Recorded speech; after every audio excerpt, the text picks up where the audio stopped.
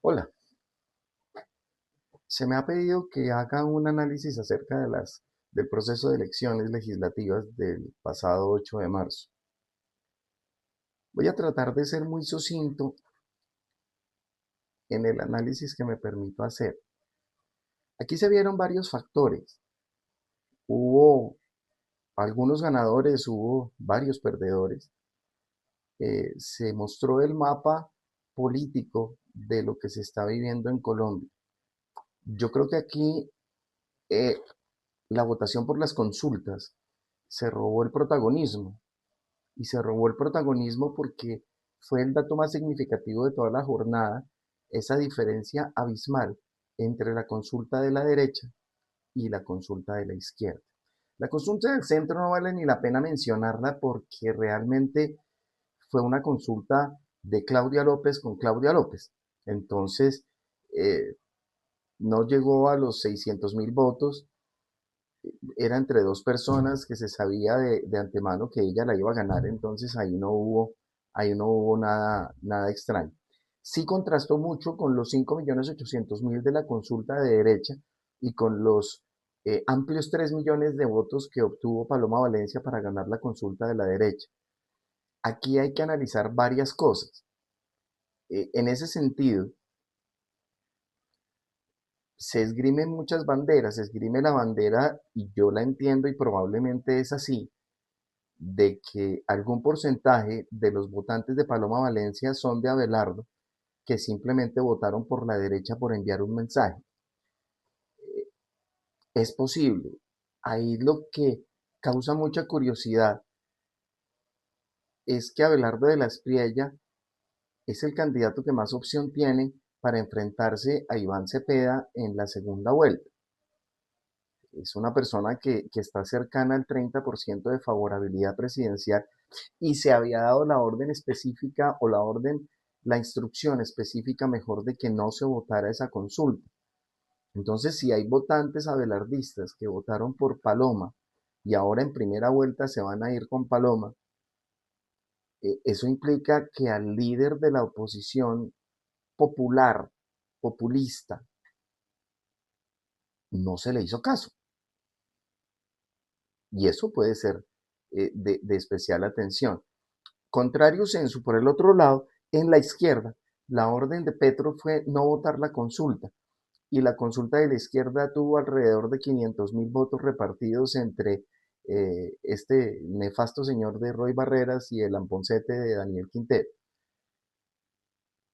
Eso implica que le hicieron caso. Entonces implica que para la izquierda el liderazgo político sí importa, pero para la derecha no. Causa, causa curiosidad. Y causa también curiosidad de que en la consulta que se hizo en la izquierda en el año 2022 también fueron 5.800.000 votos. Aquí, aquí, aquí surgen varios comentarios. Por ejemplo, la base de votantes de la derecha no depende de un solo liderazgo, pero es riesgoso con un porcentaje de favorabilidad tan alto como el que tiene la izquierda en este momento, que yo creo que eso es uno de los puntos más tristes de este país en este momento. Que casi la mitad de la fuerza electoral del país le sigue pareciendo bien los índices de corrupción, la crisis de la salud, la crisis de la democracia, la crisis de la seguridad, la crisis económica, la crisis financiera, que se roben los recursos. Bueno, todo eso les sigue pareciendo maravilloso. Eso es, eh, eso es peligrosamente triste. Y peligrosamente triste porque de ellos puede depender que, si siguen haciendo caso como borregos, que es lo que nosotros vimos en esta consulta, puede ser muy peligroso porque obviamente la orden para las presidenciales va a ser completamente diferente. Aquí la movilización electoral de la derecha colombiana sobrepasó el liderazgo individual, y sobrepasó el liderazgo individual simplemente porque no se le hizo caso al líder y se convirtió en un fenómeno de bloque político. Simplemente no obedecieron la instrucción y le dieron una fuerza a Paloma que políticamente sí tiene, pero que al llegar a la primera vuelta se van a enfrentar. Este es un fenómeno que se viene viendo en toda América, de los países que han recuperado su democracia luego de nefastas experiencias con el comunismo y con el socialismo. Siempre existen dos tipos de derecha, una derecha populista y una derecha conservadora, la normal. Entonces, el populista es el que tiene que llegar a rasgar y a tratar de convencer para hacer una simbiosis entre esas dos ramas de la derecha y que podamos seguir avanzando. No es lo que se está haciendo. Aquí la solución simplemente es que la gente de Abelardo trate de rasguñar dentro de los votantes de Paloma y viceversa, Paloma tratar de rasguñar dentro de los de Abelardo, corriendo el riesgo de que esta gente se una y no pensando en utopías ni en el país de las maravillas de que somos mayoría, porque no somos mayoría. En el partido, en los partidos blanditos, no se puede confiar. Y no se puede confiar porque todos se venden. Fíjense, por ejemplo, solamente a manera de ejemplo, el Partido Conservador inició el gobierno de Petro apoyándolo. El Partido Liberal siempre se ha torcido. Ni hablar del partido de la U. Lo que está pasando con los vicepresidentes nombrados en este momento, candidatos a la vicepresidencia nombrados en este momento, es el reflejo. Es el reflejo. Cepeda nombró a esta niña indígena Quilcué, que entre otras cosas es de las que no quiere a la fuerza pública. Tiene un caso patético que vimos en redes sociales y en medios de comunicación de usted no sabe quién soy yo, con unos miembros del ejército que la detuvieron en un retén. Otro caso patético fue en el Congreso mismo, cuando María Fernanda Cabal le pegó la peinada del siglo a esa señora, mostrándole las cifras reales de lo que pasaba en el Cauca y las cifras de lo que hacían los indígenas que tanto defendía ella, hasta el punto de que la desarmó y se quedó callada. El mismo JP de Alianza Verde también en alguna oportunidad la enseñó a peinarse a esta señora. ¿Esto es lo que quieren? Y el nombrar a esta señora simplemente manda un mensaje. Yo no necesito coaliciones. Y está haciendo exactamente lo mismo que su antecesor. Lo mismo. Nombrar una persona representante de las minorías con una experticia elevada a la cero potencia. Esta señora nefasta de Francia Márquez no hizo absolutamente nada, nada de nada, hasta el punto de que en este momento como que nadie sabe dónde está ni existe esa señora. Y es exactamente lo mismo que va a pasar, con más peligro porque los indígenas son beligerantes, eh, son violentos, eh, utilizan las vías de hecho en todas sus actuaciones, como perfectamente lo hemos podido ver. Es más peligroso, pero es exactamente el mismo mensaje, exactamente el mismo mensaje. El nombramiento del vicepresidente de Abelardo de la Espriella me parece una jugada magistral, me parece que es una persona consciente, una persona que sabe mucho, es un experto economista que manejó la parte del Ministerio de Hacienda en Colombia en un momento muy crítico como fue el momento de la pandemia. También fue ministro de Cultura, pero pues ahí ni fu ni fa, e incluso estando como ministro de Cultura, perdón, de Comercio, estando como ministro de Comercio también dio opines en el Ministerio de Hacienda porque Carrasquilla no daba opiniones al público.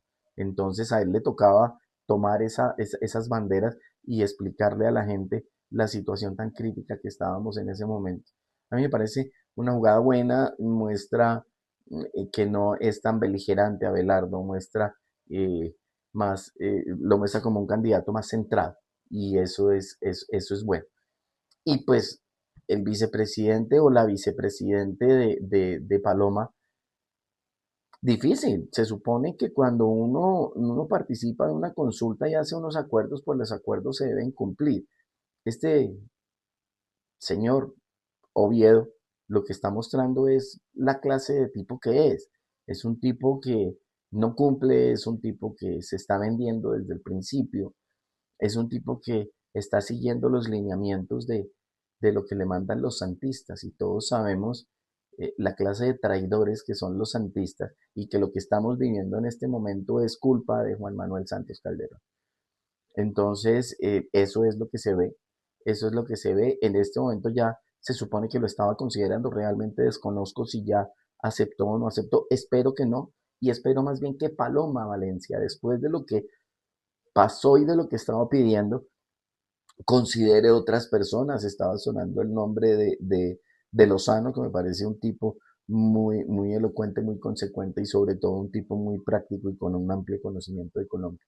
Pero pues bueno, este personaje yo de Oviedo sí tuvo una votación importante de 1.200.000 personas que siguen creyendo, pero lo que mostró esta consulta es que realmente el centro no existe. El centro no existe. Un solo candidato, el segundo, tuvo más votaciones que las otras dos consultas. Esto no tiene presentación. Y no tiene presentación porque lo que nos está mostrando es el mapa político del país, la polarización tan grande que estamos viviendo. O es izquierda radical o es derecha. Aquí no hay términos medios y el país no está para, para, para términos medios. Aquí existió un voto orgánico de oposición al gobierno Petro que se movilizó independientemente de las directrices individuales, desobedeciendo al líder, pero enviando un mensaje claro. Aquí está visto que la movilización de derecha ya superó el liderazgo individual y se convirtió en un fenómeno o en un bloque político. Simplemente los votantes abelardistas que ejercieron su derecho en favor de Paloma en la consulta, pues no obedecieron la instrucción, mientras que los de eh, Petro sí. Por eso este tipo, Roy Barreras, en su consulta con el Aponcete de Quintero no tuvieron más de 500 o 600.000 votos. El votante de izquierda sigue siendo muy disciplinado en el liderazgo presidencial y eso puede tornarse un poco peligroso. Ya entrando en materia de lo que fue el Senado y la Cámara de Representantes, considero que aquí el pacto histórico ganó, y el pacto histórico ganó porque a pesar de que matemáticamente quedó igual, sumando los 5 curules de los bandidos de comunes de las FARC, que ya no están, matemáticamente sí, pero como movimiento político no. Los bandidos de comunes de las FARC tenían un símil ideológico con el pacto histórico y lo siguen teniendo porque son amigos, son secuaces, son cómplices. Pero era otro movimiento en el Congreso que ya no está. Y sin embargo no perdieron y recuperaron esas 5 curules. Eso es muy peligroso. Eso es muy peligroso. Como yo les decía, no podíamos presentar o no podemos presentar que somos mayoría en el Congreso. Digo somos porque estoy hablando de derecha. No somos mayoría en el Congreso, porque es que la oposición está muy parcializada. La oposición está muy parcializada. Son 4 senadores que salieron a celebrar con bombos y platillos los de Salvación Nacional, pero en la estructura se pensaba que iban a ser por lo menos 10 y pensábamos que iban a ser por lo menos 10 miércoles, porque son el partido político del candidato que está liderando la oposición, del candidato que está muy cerca del 30% de favorabilidad en la intención de voto presidencial. Y solamente 4 curules. Centro Democrático recuperó 3 o 4 curules, quedó en 17, eh, fruto de un muy buen trabajo y fruto de la estrategia de Uribe. La estrategia de Uribe de lanzarse al Senado con el número 25, a sapiencia de que se iba a quemar porque no iban a sacar 25 senadores, fue muy inteligente porque la gente dentro de su corazón siempre trató de que quedara y eso ayudó a jalonar 17 senadores. El tema de Salvación Nacional, pues yo pienso que esas 4 curules no son ninguna victoria, por el contrario, como les digo, es el partido del candidato de oposición que tiene el 30% de favorabilidad. Por supuesto, hasta este momento era la única persona que podía darle la pelea a Cepeda, y solamente sacaron 4 curules. Yo pienso que ahí hubo un gravísimo error estratégico de parte del mismo partido, no tanto del candidato, sino del partido. Pienso que se entregaron avales a diestra y siniestra con el afán de recuperar votos y no supieron exactamente a quién se los entregaban. Tengo un caso particular que no vale la pena mencionar acá, acerca de la curiosidad sobre esa entrega de avales. Entonces, yo pienso que ahí no. El mapa, el mapa quedó de la siguiente manera. El ganador indiscutible, pacto histórico con 25 curules y una votación aproximada de 4.400.000. Si se dan cuenta, fue el partido más votado, pero incluso sigue estando por debajo de la votación de la consulta. Lo siguió el Centro Democrático con 3 millones, son más o menos 17 curules aproximadamente. Aquí quiero hacer un paréntesis. Si fueron 3 millones de votos al Senado por el Centro Democrático y por Paloma Valencia fueron 3.200.000, eso quiere decir que fueron consecuentes entre lo que piensan, lo que dicen y lo que hacen. Eso quiere decir que la oposición del Centro Democrático se está yendo en bloque, y esa diferencia de los 200.000 votos serán los que hablan de Abelardo, o dentro de estos 3 millones también hay gente de Abelardo. Pienso que puede ser así. El Partido Conservador tuvo 1.8 millones con 15 curules. Es interesante, pero les soy sincero, poco confiable. El Partido Liberal es menos confiable aún, tuvo 2.200.000 con 14. Cambio Radical, cero confianza, 1.2 millones con 11 curules. Y el partido de la U, completamente menos confianza, incluso ahí ya hay desconfianza total. Obtuvo de 10 curules al Senado con 1.5 millones, 1,5 millones de votaciones. ¿Por qué hago esa referencia de la desconfianza? Pues porque la oposición simplemente se centrará en el Centro Democrático y en Salvación Nacional.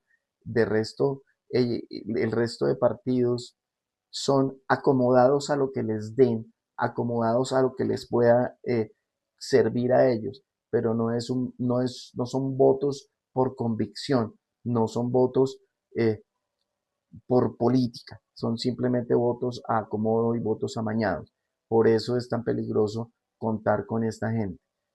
Eh, el Congreso queda completamente fragmentado y nuevamente queda dependiendo de alianzas.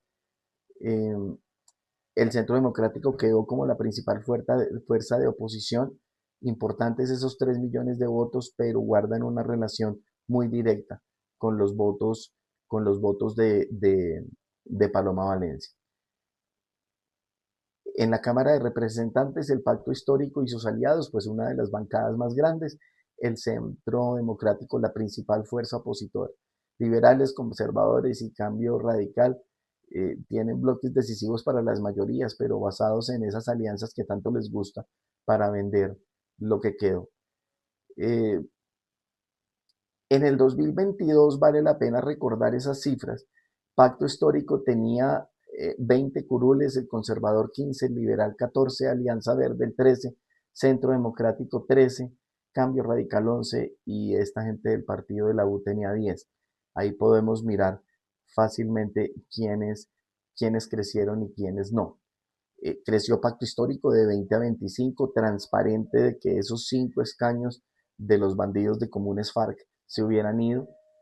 En Centro Democrático se recuperó de 13 a 17. Los partidos tradicionales no digamos que se estabilizaron, se mantuvieron en su tibieza y se mantuvieron manejando los cacicazgos regionales para, para ese tipo de votaciones. Hay una fragmentación política brutal en el Congreso. Si nos damos cuenta, ningún partido supera las 30 curules en el Senado. Entonces es muy fuertes, que muestran el mapa político del país, lo parcializado y lo polarizado que está el país. La izquierda radical del pacto histórico, que es nefasta para este país, y la derecha, la oposición fuerte, que es el Centro Democrático y sus aliados.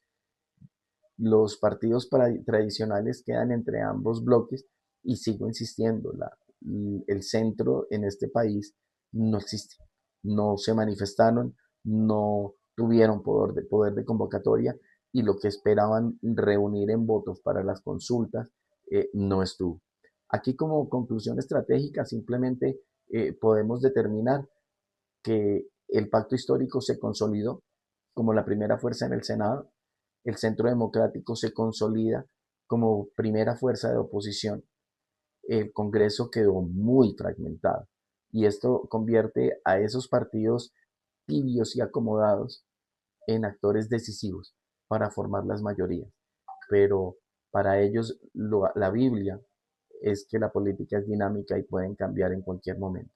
Creo que este es el análisis más objetivo y más parcializado, más imparcial que puedo dar, que puedo ofrecerles y esperando siempre que salvemos a Colombia, esperando siempre que las personas de bien sean consecuentes con el amor patrio y sean consecuentes con la idea de liberar a Colombia de esta debacle donde la tienen, de devolver la democracia, de que cese la horrible noche. No se olviden, en Defensores por Colombia, lo que sea menester. Ubi Concordia y Victoria.